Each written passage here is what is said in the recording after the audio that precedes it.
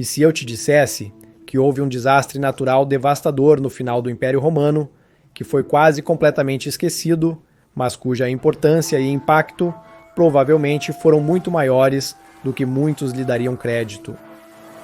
No 21º de julho do ano 365 d.C., durante o reinado dos imperadores Valens no leste e Valentiniano I no oeste, houve um forte terremoto de magnitude, pelo menos 8.3, possivelmente 8.5 no oeste da ilha.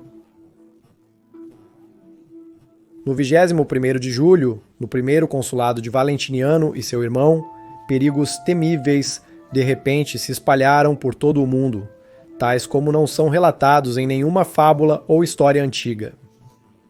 Pois naquele dia, logo após o amanhecer, e anunciado por uma espessa sucessão de raios ferozmente agitados, a solidez de toda a terra foi feita para tremer e estremecer, e o mar foi afastado.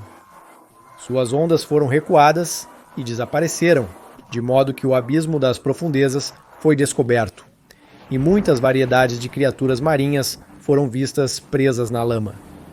Os grandes resíduos daqueles vales e montanhas que a própria criação havia descartado sob os vastos redemoinhos, naquele momento, como se acreditava, olharam para os raios do sol.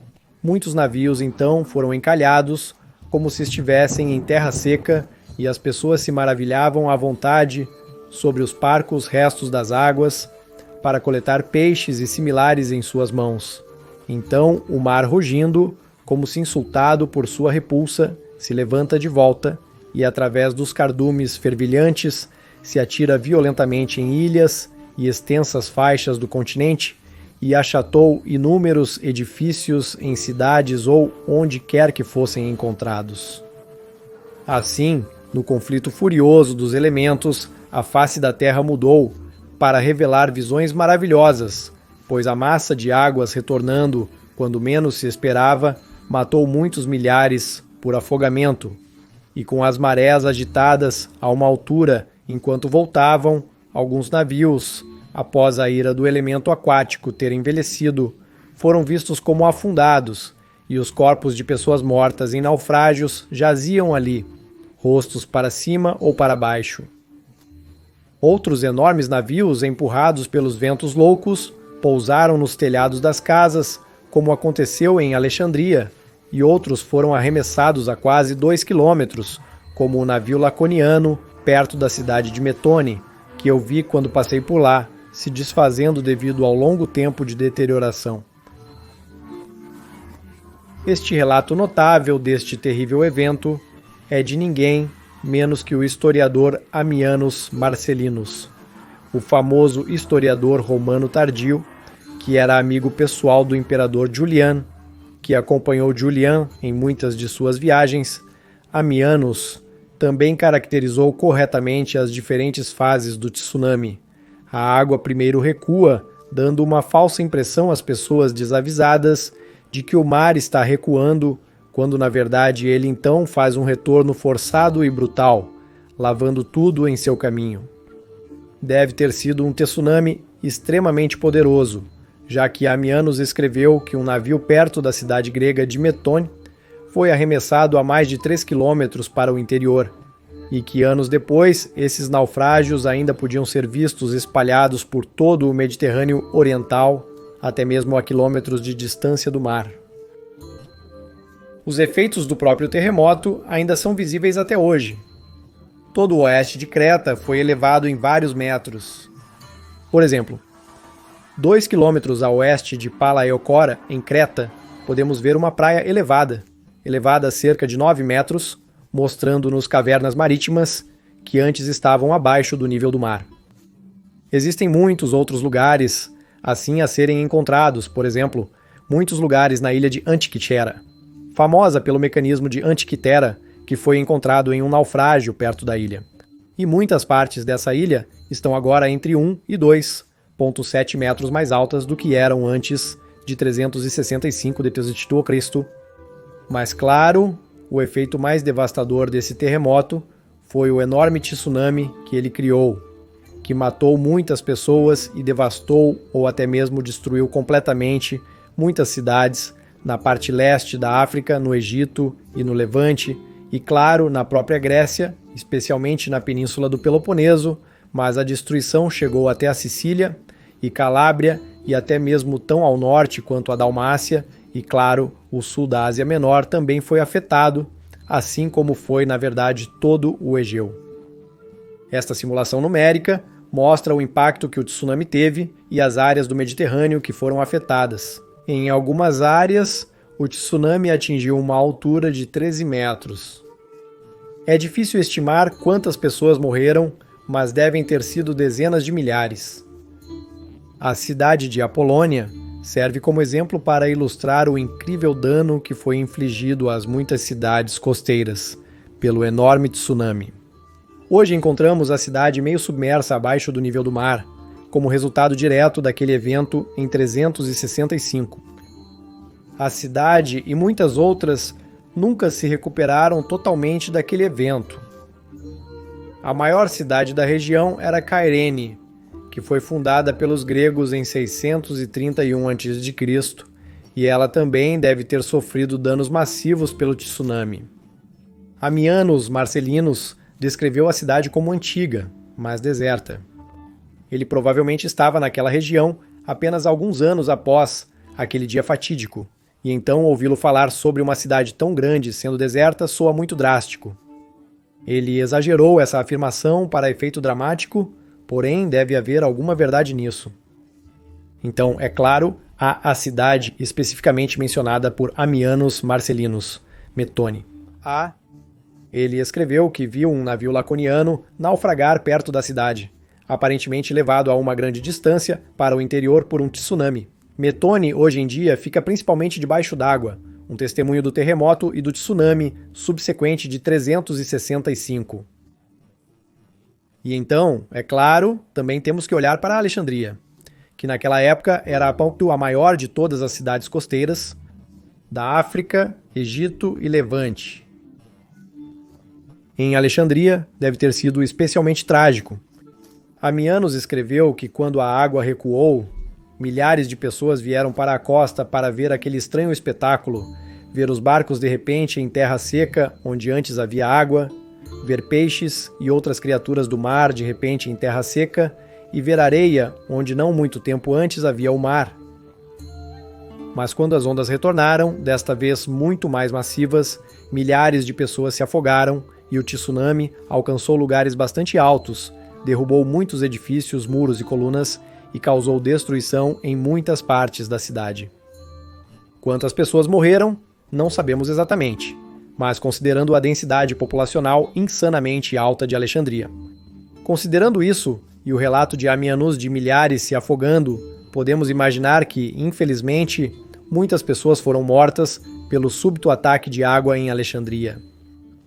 Na verdade, de acordo com Ammianus e Sozomen, esse evento deve ter sido tão brutal e devastador que mesmo no final do século VI d.C., o aniversário do desastre ainda era comemorado anualmente em Alexandria como um dia de horror.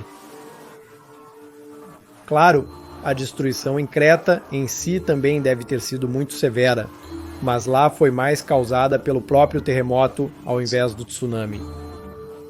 Outra cidade que sofreu muito com o tsunami foi Leptis Magna, a cidade natal do imperador Septímio Severo.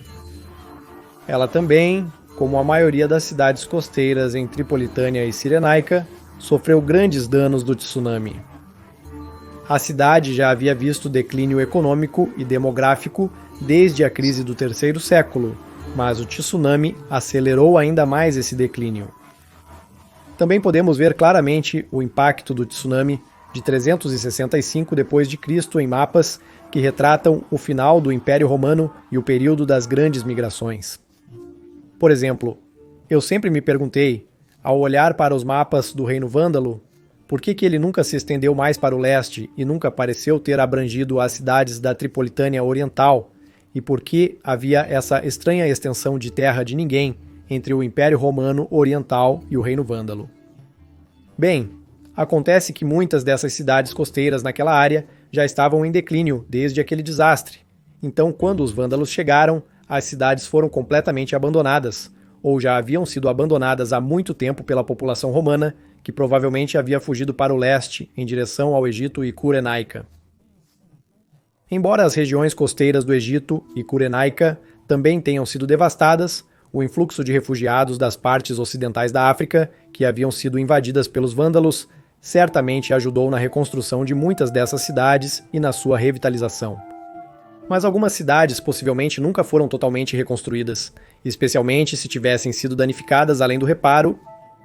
Agora, o impacto de um evento tão massivo no comércio e na economia do Império Romano deve ter sido brutal, especialmente em um momento em que não muito tempo depois começariam grandes invasões germânicas. Entre esse evento e a Batalha de Adrianópolis em 378 d.C., onde os romanos do leste perderam para os godos em uma derrota brutal, que teria consequências terríveis para o Império Romano do Oeste, havia apenas 13 anos. Nesse período, o comércio foi massivamente interrompido. Vários portos foram destruídos. Vários navios foram destruídos. E reparar todo esse dano, é claro, levaria muito tempo. Tempo que o Império Romano, infelizmente, não tinha. Quanto tempo a interrupção do comércio durou, só podemos especular. Mas o impacto deve ter sido notável e não é irracional especular que este evento realmente aconteceu no pior momento possível, quando o Império Romano precisaria de toda a sua força para lidar com as massivas invasões germânicas que logo começariam.